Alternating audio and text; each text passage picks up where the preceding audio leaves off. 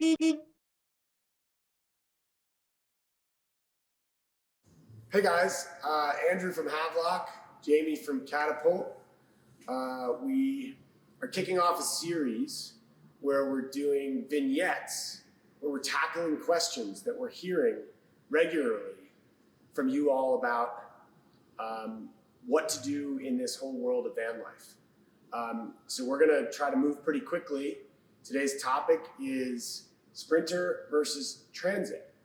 I'd like to note that we are 6 feet apart, and that is why we are not wearing masks.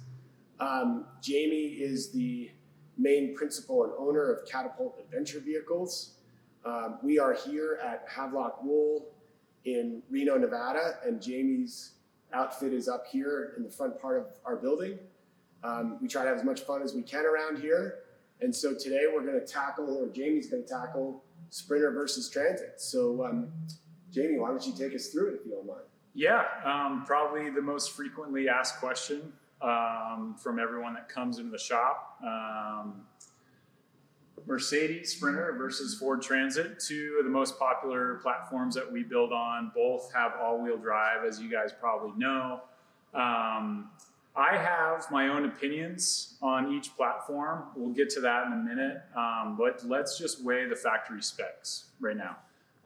Starting off with the engine. The Sprinter has a 3-liter turbo diesel engine, 325 pounds of torque, 188 horsepower. Miles per gallon, subjective, depends on the build out, depends on your accessories, wheels, tires, lift, weight. I'm gonna average it out at around 17 for the Sprinter. Transit has that EcoBoost 3.5 liter engine, same engine that they put in the F-150, 410 pounds of torque, 310 horsepower. So quite a bit above the Sprinter. MPG is going to be around the same by the time you upfit it, add weight, wheels, tires, etc. So what does that equate to? That equates to, when I get behind the wheel of the Transit, I notice a little more pep. It's a little zippier, drives a little more like a car, doesn't have that turbo lag that the Sprinter can have. I do enjoy driving the Transit with that extra horsepower and torque. Transmission, 7-speed auto in the Sprinter, 10-speed auto in the Transit. What does that mean? The 10-speed auto is just going to be a smooth, more efficient going through the gears, especially when you are factoring in an upfit and weight. So that's how the automatic transmissions compare. The all-wheel drive system, this is a big question for a lot of people. They are both all-wheel drive. They don't. It's an open center differential, so you can't lock the front to the rear like a true 4-wheel drive. That being said, the Sprinter is selectable. So you still push a button to engage the all-wheel drive. But the best you're going to do with the Sprinter is 35% in the front and 65% in the rear. The Transit is going to outperform that slightly. It's still got an open differential. You're still not locking the front to the rear, but it is going to intelligently send power to the wheels that need it most. So you're going to get a little better split depending on conditions. So the Transit has an available limited slip differential. So that's how those systems break down. Ground clearance is bigger in the Sprinter, 8 inches versus 6 in the Transit, which leads me to a category I don't have here, which is purely aesthetic, right? You get a Sprinter from the lot, from the factory, it's taller, it looks like a more capable vehicle off-road. The Transit from the factory has the same stance as a 2-wheel drive.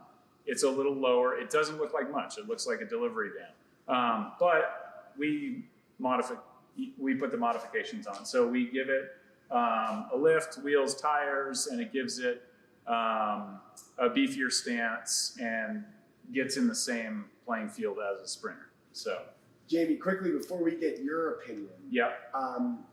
What about longevity? I think people feel pretty good about a sprinter diesel motor running, 250,000 miles plus maybe.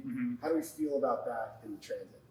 Yeah, I mean, I feel like the diesel engines historically, whether dating all the way back to older diesel trucks, those engines will last longer. I guess it really depends on usage, right? I'm using my van pretty rigorously. I'm taking it out, putting it to the test, not just the powertrain, engine, transmission, everything. So I think it really, with anything, comes down to usage. I've had high mile gas engines that have been fine after 300. So fair enough. Yeah. Cool. So not maybe, I mean, I think me not having the experience that you do, I would gravitate towards the view that the diesel would just run longer. Definitely. But essentially you're kind of thinking that maybe that's not totally. Yeah, I mean, that's a fair point. And I think at the end of the day, yes, the diesel will probably last longer. Okay. The other thing to factor in there is serviceability. The diesel and the Sprinter in general is going to be harder to service. If you're in Baja and you break down your Sprinter, it's not going to be as easy as fixing your Transit. Right. Very fair point. I was just in Baja. All the ambulances, all their service rigs, vans are Ford Transits. So wherever you are in the world, if you want to put that thing in the Transit in a container and go to South America, you're still going to be able to service that Ford Transit. So something to factor in. Okay, so you're the guy who's doing this all day, every day. What's your opinion? Man, I'm split on this one. It's a tough one. It's from an upfitter standpoint. So my day-to-day, my job, the Sprinter is easier to upfit. Period. There's everything's in the same plane on the interior. Not a lot of head scratching curvatures and bump outs. The Transit does have those. So if you're DIYing it, the Transit's going to take you longer, honestly. It takes us longer with all the right tools and the know-how. So I like from an upfitter standpoint, the Sprinter. I like driving the Ford Transit better. It performs better just based off of what we just talked about. Yeah. It's zippier to drive around town if it's a daily driver. So I'm really torn between them. There's a lot of pros and cons to each. I do really like aesthetics, right? We go through great lengths to make things look a certain way. I like the way the Sprinter looks. Yeah, I love the front end. I love the way it looks from the factory. Yes, I have done some tasteful modifications to our demo rig here. Even without those mods, I like the way that the Mercedes looks. Yeah. And we can get to that point with the Transit, but it just takes a little more modification. So.